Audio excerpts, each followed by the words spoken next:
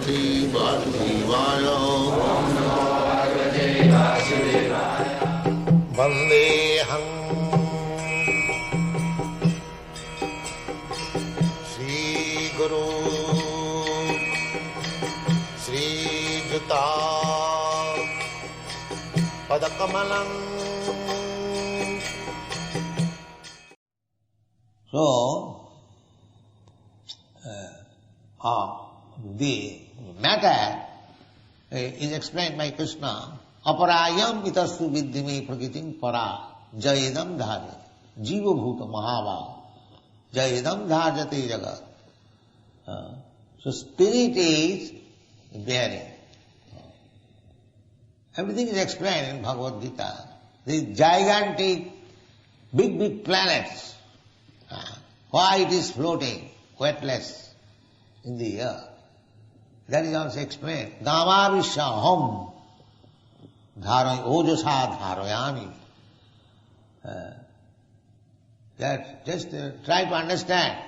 A big 747 aeroplane taking 500, 600 passengers is floating, flying in the sky without any difficulty. Why? Because the pilot is there, not the machine. Don't think that is a gigantic machine, therefore it is flying. No, the pilot is there. Machine is there also. But the floating is depending not on the mechanical arrangement, but on the pilot. Is there any disagreement? If the pilot is not there, the whole machine immediately falls down. Immediately. Similarly, the statement in the Bhagavad-gita, Gama Vishwahamojusa, Krishna enters into the gigantic planet. He is within the Annantarastham Paramanuchayantarastham. It is stated in the Brahma Samhita. Eka pasau rachayatam jagadanda koti jachakti rasti jagadanda chaya jadantam annantarastham paramanu chayantarastham govindamadi. Come on. Without Krishna's entering into the matter, nothing can work. Annantarastham, within this universe, he is there, as Garbhoda Kosai Vishnu. Therefore the universe exists. And within the universe there are so many material, I'm going to say, entities. Even this atom, the Shastra says, even within the atom, he as Paramatma, he is within the body of everyone, not only within the body of living entities, but he is within the Paramatma. The atom. They are studying now atomic energy. Still they are finding difficulty. Dividing.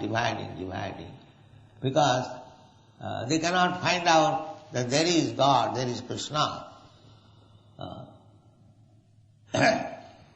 So, without Krishna's presence, nothing can exist. Therefore one who is advanced Krishna conscious, he sees only Krishna, not the outward covering. Because without Krishna nothing can exist. In the Chaitanya Charitamrita it is said, Thavar Jangam Dakhe. There are two kinds of entities, moving and not moving. Moving means sthava, and moving means jangam. Sthava or jangam. Sthava means not moving. But there are two kinds of entities. So you can see these two kinds of entities. Some of them are moving, some of them are not moving. But a Mahabhagavad sees both the entities moving and not moving, But he does not see the moving or not moving. He sees Krishna. Because he knows that the moving means living force. So living force, that is also Krishna's energy.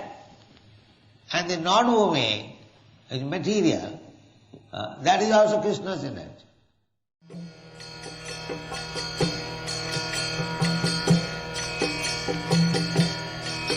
Hare Krishna, Krishna Krishna, Hare Hare, Hare Rama, Rama Rama.